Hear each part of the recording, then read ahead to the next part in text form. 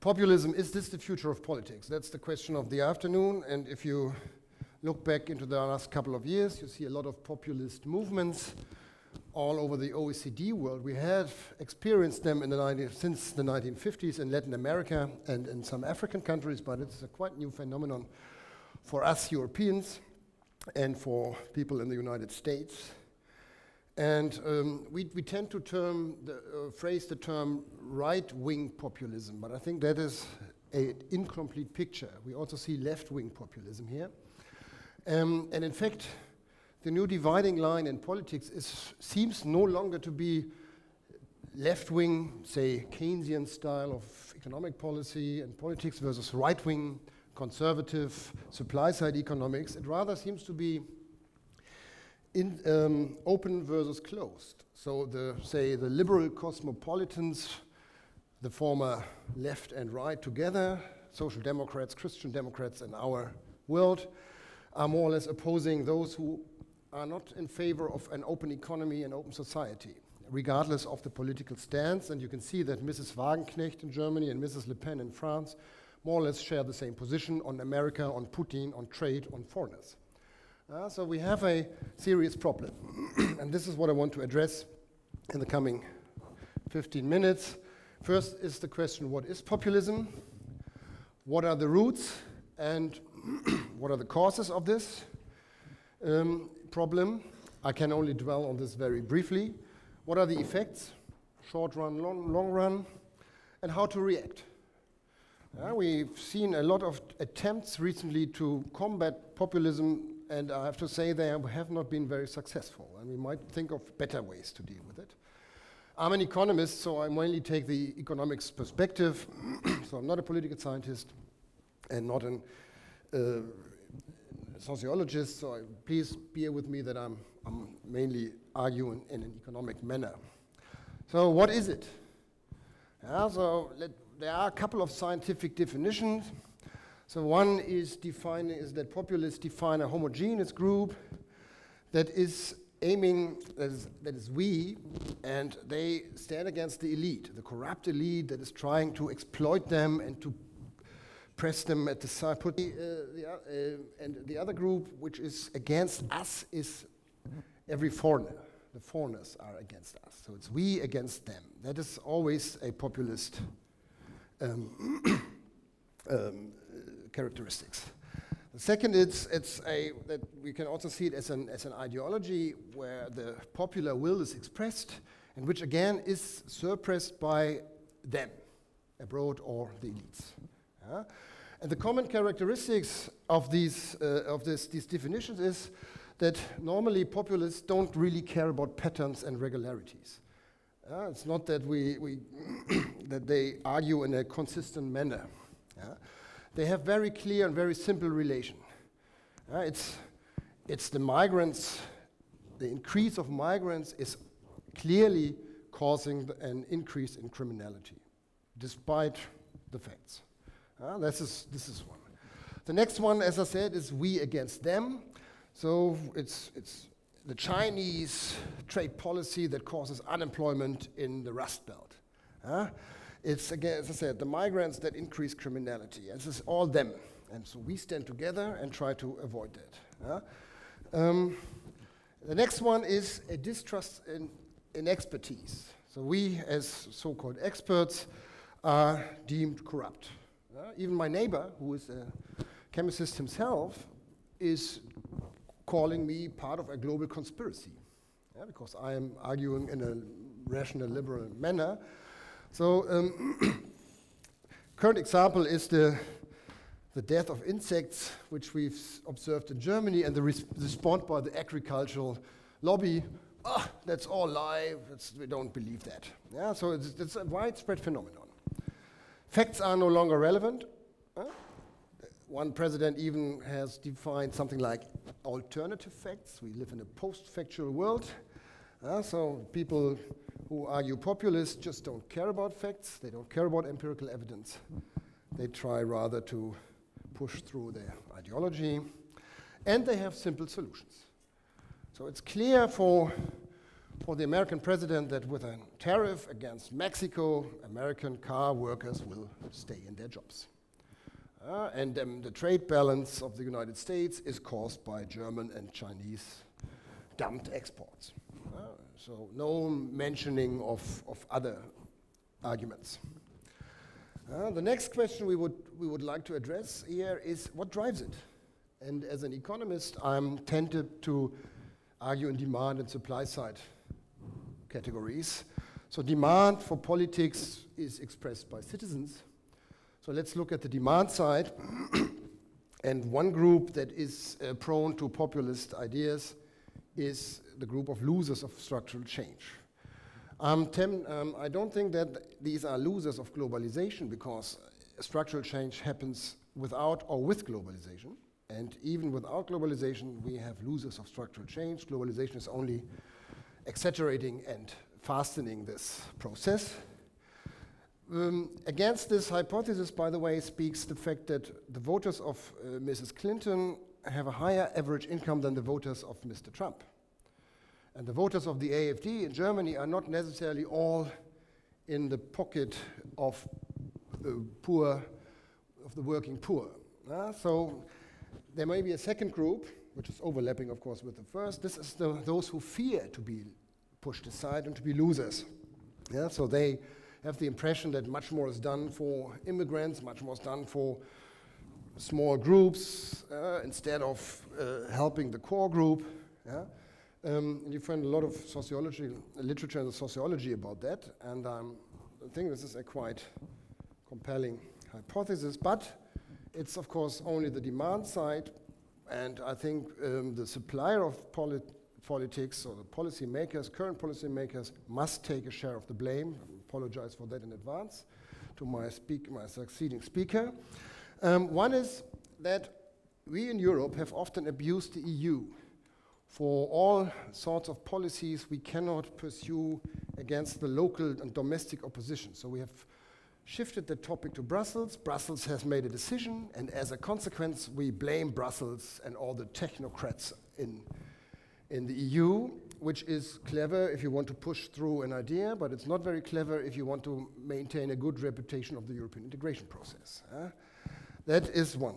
Second, political correctness, in the sense that I've been an economist now since I started studying for more than 30 years, and every time I criticize the common agricultural policy, I am confronted with the blame that I am not a true European, that I'm a nationalist, and I should take this into account, the values and what has Europe done good to us. And I share this, but I think one can have the same objective but achieve it in a better way.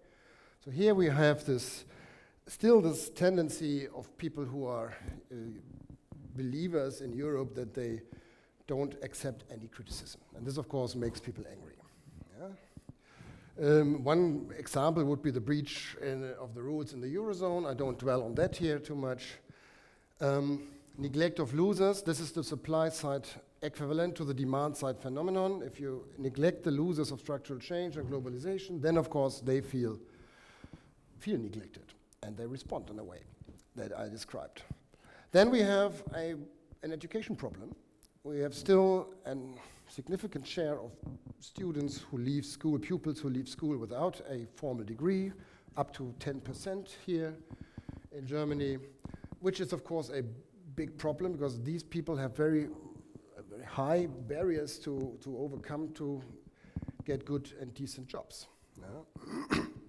Another problem is distribution problems. There's the perception that distribution is getting skewed and skewed, more skewed and more skewed, which is only partly true. It may be true with respect to wealth, but not necessarily with respect to income.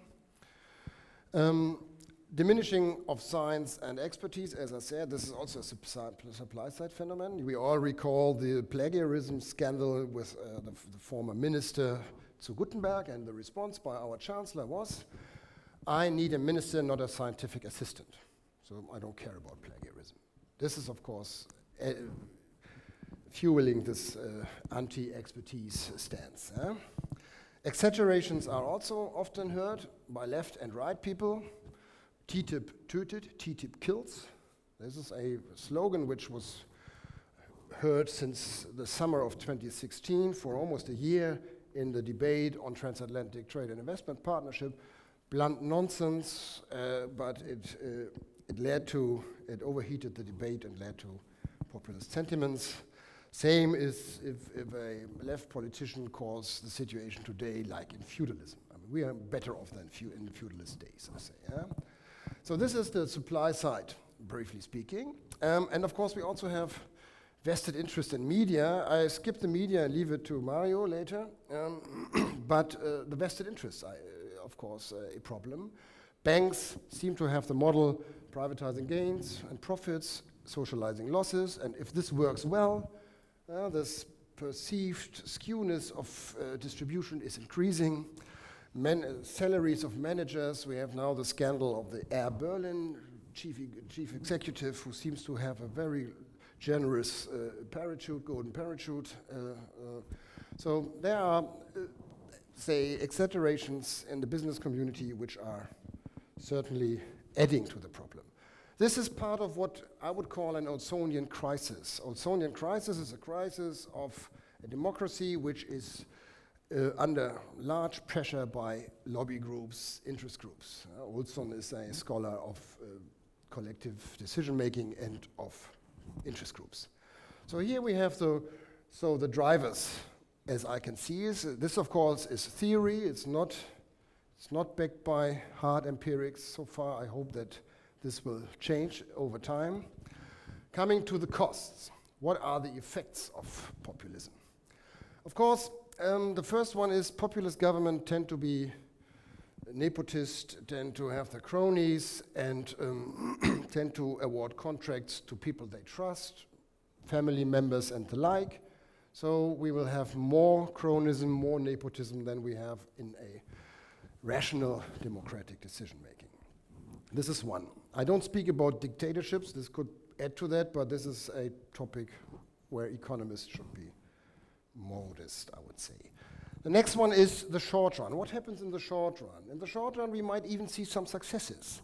We might see that the number of coal miners is increasing, the number of steel workers is increasing, because if you raise trade barriers, then those sectors that are now protected may hire more people, but obviously only in the short run. We call this the walking stick hypothesis.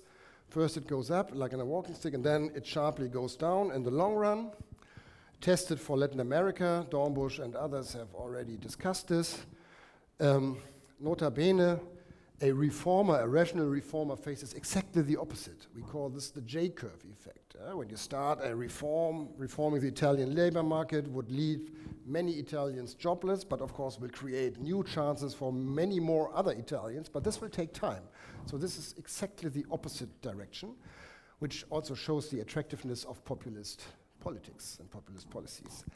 In the long run, as I said, there is the problem that trade, protection, that cronism leads to less innovation, repressed structural change, and the like. So I think that there's good reason to believe that in the long run, populist governments will lead to worse economic outcome than rational governments. So this leads to the question, what can we do? I think there are at least three actors and three levels which are relevant. One is science, social science mainly here in this respect, and economics may add to that by dealing with relevant problems and not concentrating on methods and on pure theory. We claim that we do it here in Jena, and we hope that this is also acknowledged, which doesn't say that we don't need theory and methods, but we need relevant questions to address. Yeah? The business community can do a lot. It can be an image, provide an image. By the way, I would like here to distinguish between managers and entrepreneurs, because the entrepreneur, the business owners, play a different role in society than managers, and the exaggerations I was talking about earlier were mainly due to behaviors of managers and not of owners of companies. So And the public can do a bit by changing the image of entrepreneurs, particularly in school books, by the way. So politics. This is probably the most relevant group in the short run. The first is, if you see populists, attack them and address the topics. Be sharp with respect to facts and methods, but don't insult them. Don't move to the same level like the populist. Today the Bundestag had his inaugural meeting. Headline was the first initiative of the AfD was rejected. It was obviously a stupid initiative, but of course it is, if you do this just to do it, and not because of the good reasons, it may become a problem. And this is, by the way, this headline was the second problem, because the second problem is we pay them too much attention. Every provocation, this Alternative für Deutschland, the so-called alternatives, have got a large response. Every move Mr. Trump is making, every stupid comment he gives is spurring a lot of interest and raising a lot of interest and leading to a lot of comments. So I wouldn't pay them too much attention. And the second is don't mimic them. So don't try to be more populist than they are. And I would recommend to the, say, rational or established politicians. Because in this case, you certainly end up in a race to the bottom, so to speak. So this leads me to my concluding remarks. Populism is not an exogenous shock. You could see it coming for a while, and it is an endogenous result. So Mr. Trump is not the cause, he's the effect, so to speak. Maybe it's an inherent problem of the open society. This is some food for thought for you guys, because I think it can be inherently in a society which is becoming more and more individualistic. Here I refer to a British sociologist who distinguished between somewheres, those who are raised and living in a certain area and never leave this area, and they are the backbone of society. They are in all the civil clubs, fire brigade, sport clubs, cultural club, churches, etc. And the anywheres, like you guys, who are happy everywhere, integrate well into any society. In order to make life for you comfortable, the somewheres must be also living comfortable.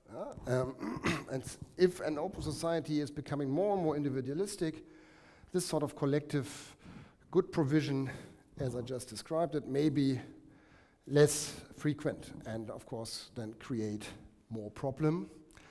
The media, of course, can do something by not allowing this aggressive debates. Internet may add to that.